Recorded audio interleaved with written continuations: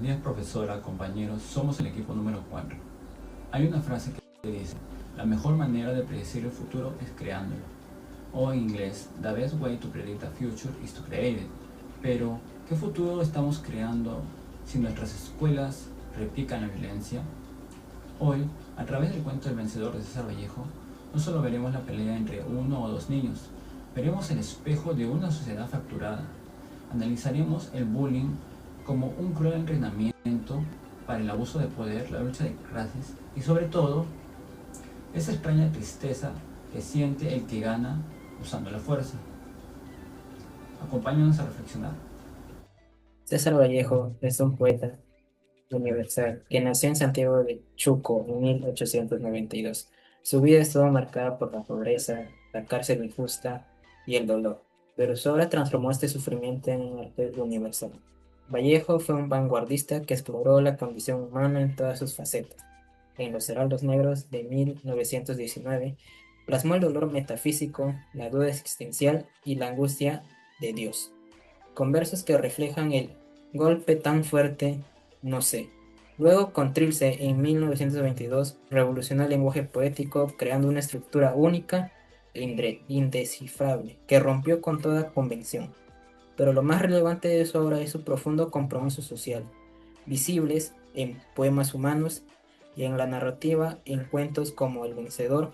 Vallejo no solo fue un poeta, fue la voz de un continente denunciando la opresión y clamando por la solidaridad humana. Su crítica se extiende a la política en su teatro, como veremos más adelante.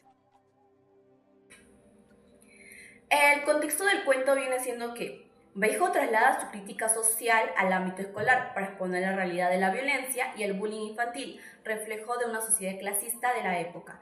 El vencedor expone la violencia y el bullying infantil como un reflejo directo de la desigualdad social en el Perú.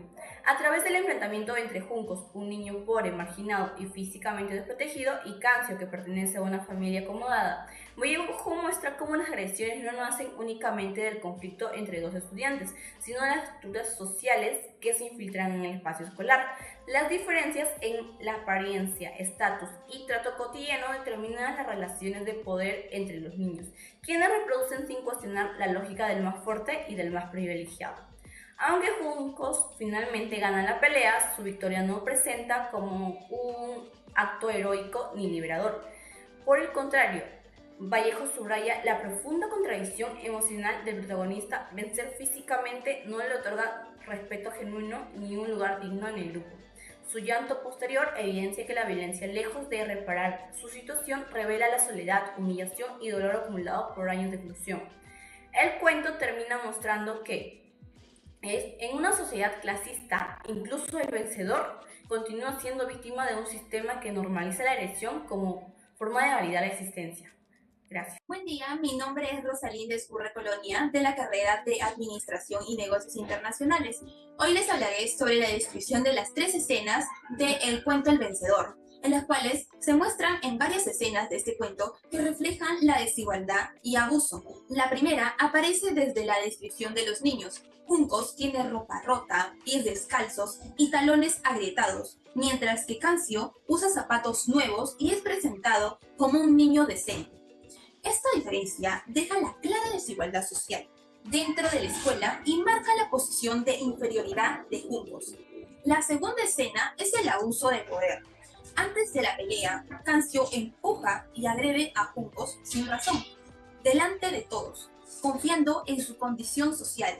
En lugar de detenerlo, los otros niños observan, se ríen y animan el enfrentamiento, mostrando cómo la violencia se normaliza en el grupo y cómo el acoso escolar se convierte en un espectáculo.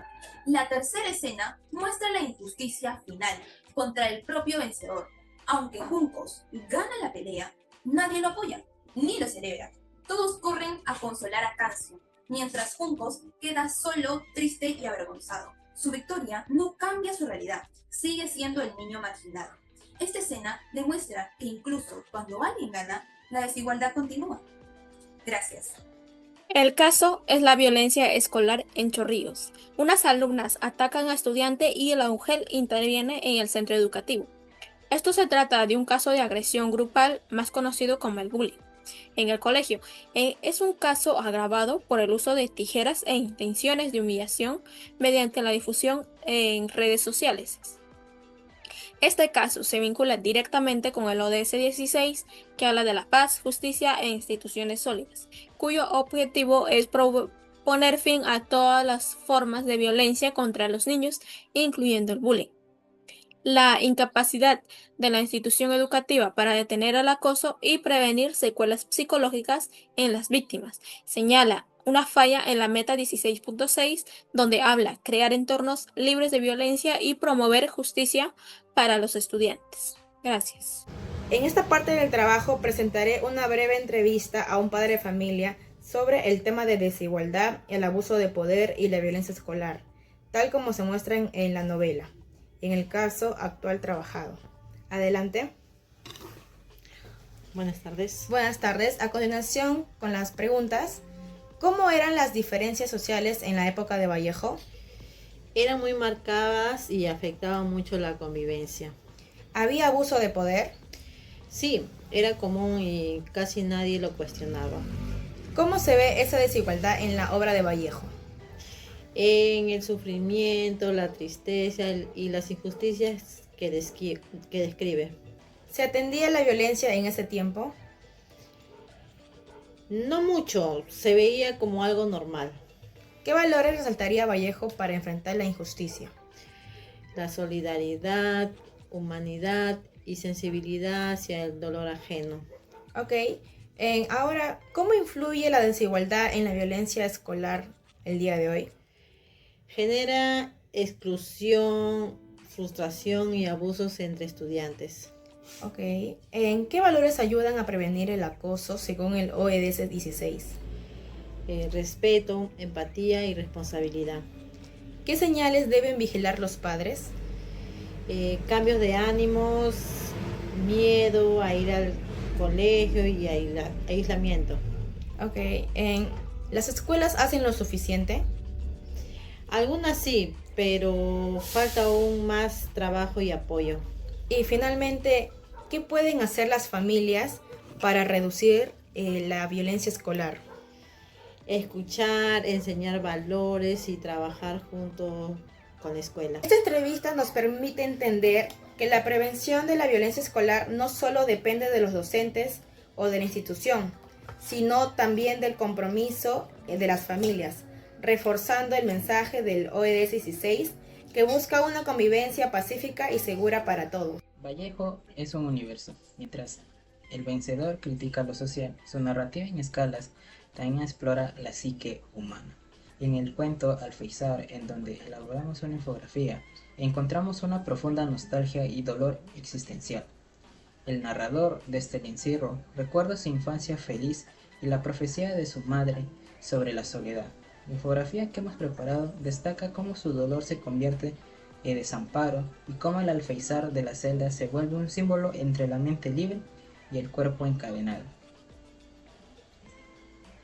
Además, nuestra historieta sobre su obra satírica, Colacho Hermanos, Vallejo critica la corrupción política y la dominación extranjera, vinculados directamente con el ODS 10, reducción de las desigualdades. La historieta ilustra el cuadro cuarto, donde vemos el abuso de poder y la pérdida de dignidad frente a países extranjeros. Esto demuestra que la obra de Vallejo es una crítica integral, desde el bullying en la escuela hasta la corrupción en el gobierno. En conclusión, Vallejo nos lanza una verdad incómoda. La violencia escolar es el síntoma de una desigualdad profunda. La victoria de Juncos termina en llanto porque la fuerza bruta no libera, solo condena. Vallejo nos advirtió hace décadas lo que hoy vemos en las noticias, como el lamentable caso de agresión escolar en Chorrillos, un sistema que usa la agresión para perpetuar la opresión. Nosotros tenemos una responsabilidad. Alienados con el ODS 16, paz, justicia, instituciones sólidas, debemos entender que nadie gana cuando se pierde la humanidad. Por eso me despido con esta pregunta. Para ustedes, si fueras testigo hoy, ¿qué harías diferente para que no haya vencidos ni vencedores? Muchas gracias.